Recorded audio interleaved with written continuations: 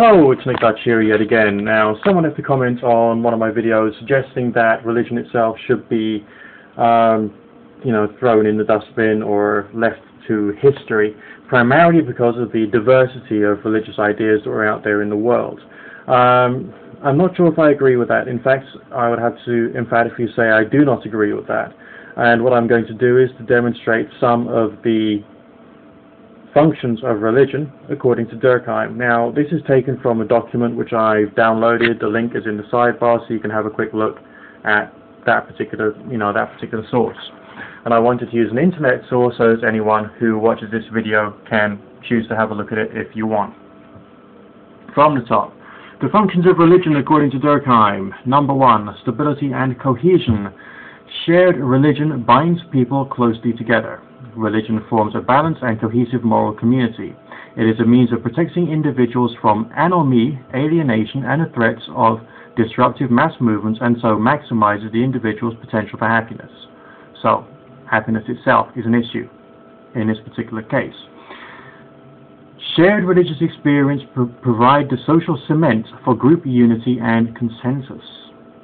Alright, so it provides social cohesion and helps people to start to build a sense of agreeing with each other. This is also important. Number 2, social identity. Shared religion gives people an identity and social membership. This is achieved through special naming ceremonies in christening and baptism in the Christian Church. For Durkheim, group solidarity is affirmed and heightened during collective ceremony and ritual. They represent the necessary power of the social group over the otherwise isolated anomic individual. So, there is a power play issue, but it is also the necessary power in order to bring people up, as the next point suggests. Religion serves to integrate the person into society. It is functionally useful for people to grow up identifying with a particular place or nation, to strengthen the person's sense of national commitment, especially if either religion or nation come under threat. So, that had its purpose, basically. Collective conscience. Religion unites people in moral ways, obviously, through ideas such as thou shalt not kill, which is quite a universal one. The group affirms its belief in the central values through its commitments to the religious system.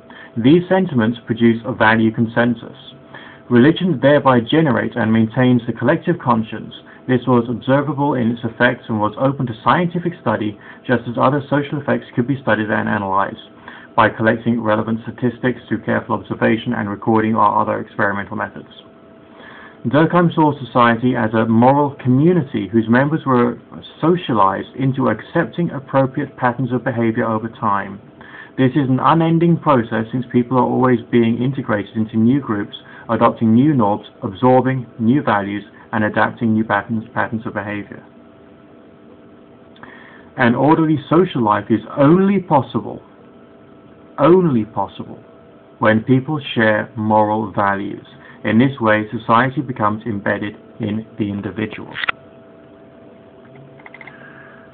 Next point, socialization and social control. Religion represents the value system of the society. It is a conservative force which contributes to moral and wider social order and stability. Many cultural norms are given sacred legitimacy by religious beliefs, e.g. the Ten Commandments provide the prescription of an orderly lifestyle. By promoting such values through family, school, and church, the process of socialization occurs. Appropriate models of thinking and behavior are controlled in ways which will promote the good, orderly society. So, the purpose of religion, as defined by Durkheim, is to provide society with the stability that it needs from the individual outwards. Okay, next point, meaning and purpose. Religion gives meaning and purpose to people's lives. In the face of death, disease, and the hazards of everyday living, people are vulnerable to all kinds of disasters beyond their control. Religious beliefs offer people comfort in times of crisis. It is the institution which gives people the strength to continue and promotes the long-term maintenance of society as a result. Okay, this document then goes on to mention a few other points about Durkheim's views and the strengths of Durkheim's theory. The functionists helped to re-establish interest in the analysis of religion. They put it into a wider social context to see its relations with other institutions in society. Later theorists, such as Merton, developed additional concepts such as those of manifest functions, dysfunctions, and functional alternatives, so that science, naturalism, communism, and even football might be seen as serving a functional religious alternative for some. Durkheim's work is accepted as a brilliant sociological account. He shows the inadequacies of earlier approaches and produced a more elaborate explanation that laid emphasis on the importance of establishing the origin of religion, which he saw as the worship of society itself in group rituals and ceremonies. So not the worship of God, but the worship of the society.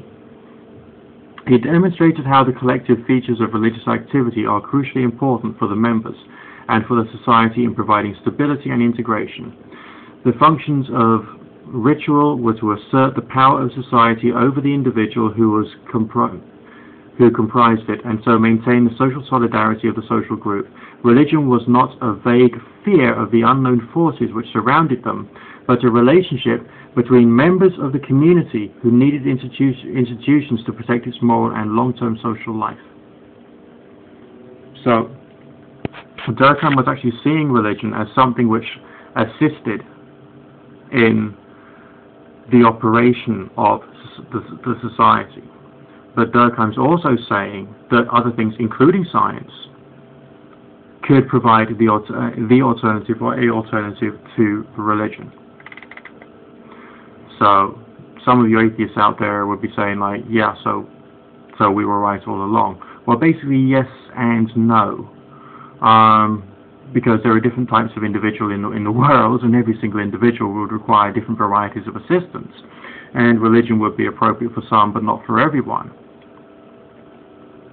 Okay, very quickly we'll run through some of the criticisms of Durkheim. Durkheim's analysis was of small traditional societies. His ideas have been criticized as being inappropriate to complex modern societies, which I personally think is wrong, because of course we have science, we have the environmental movement, we have football. All these things serve social cohesion functions, and so does religion. Evans Pritchard argued that there is no evidence that totemism arose the way that Durkheim speculated that it did, or in other religions are ultimately derived from it. He made the use of ideas which were rather mysterious and difficult to prove in a scientific way. I'm not sure if I agree with that statement. The collective conscience of the group, their social mind, was described as a source of religion. It is hard to prove that every religious system is indispensable for the maintenance of the whole society. If a religious group abandons its presence in society and makes no significant difference. Okay, so basically there are a few different opinions of what Durkheim was saying, but if you can see that within society there's such a wide variety of different individuals, you can't change them all. And religion itself serves a function to speak to a certain type of individual, or people with a certain mindset who have certain needs and requirements. Is it actually therefore appropriate to throw religion completely in the dustbin? Maybe for some individuals who are watching this video, maybe you will think, for me, yes, I would rather throw religion completely in the dustbin for the moment, shove it into history.